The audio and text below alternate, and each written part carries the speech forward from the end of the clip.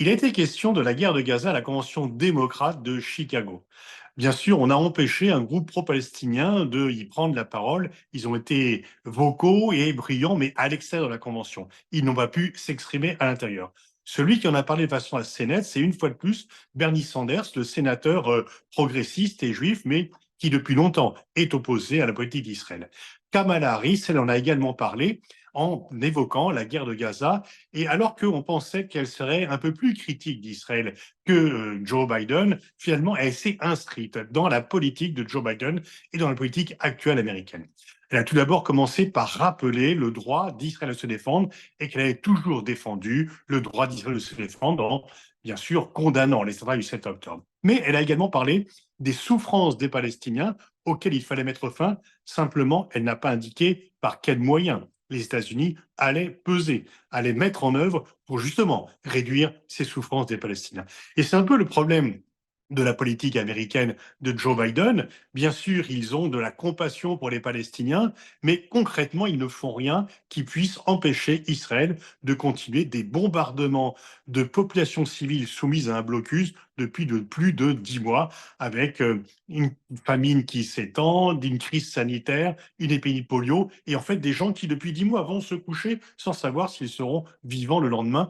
Et donc des bombardements de civils, c'est déjà quand même un crime de guerre. Sur une population soumise à un blocus, c'est encore pire. Et peu auparavant, Blinken avait rappelé les mérites d'un cessez-le-feu qui, selon lui, était le meilleur moyen de ramener les otages israéliens détenus par la Hamas à la maison, de mettre fin aux souffrances des Palestiniens et d'éviter un embrasement régional, puisque tant l'Iran que le Hezbollah, et ainsi d'ailleurs que les Houthis, ont dit que s'il y avait un cessez-le-feu à Gaza, ils ne mettraient pas en œuvre des contractions contre Israël. Mais bien que cette demande soit faite par Blinken, qu'elle est aussi une demande du Conseil de sécurité, eh bien elle n'est pas respectée et Israël continue de bombarder Gaza.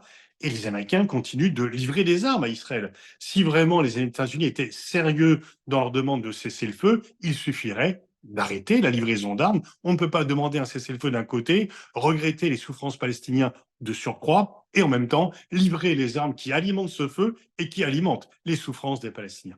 Et en fait, quelque part, il y a une sorte de scénario un peu curieux d'un activisme diplomatique très fort des États-Unis. Blinken n'a pas cessé de faire des navettes entre les différents interlocuteurs, Biden de téléphoner aux uns et aux autres. Cet activisme ne débouche sur rien parce qu'ils n'obtiennent aucun résultat par rapport à Israël.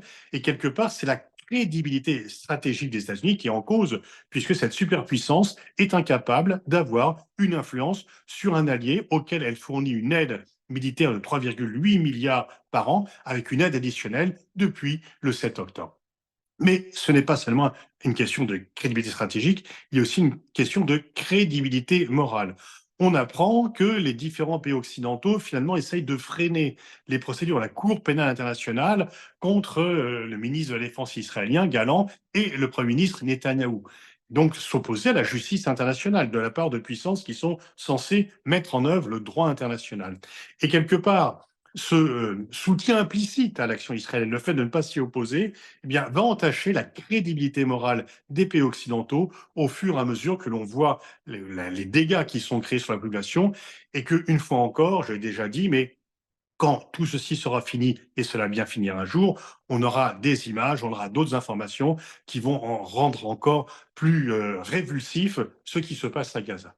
Et donc, il y a un problème de crédibilité morale et de crédibilité stratégique par rapport à cet activisme qui ne débouche en fait que sur une passivité en termes de résultats.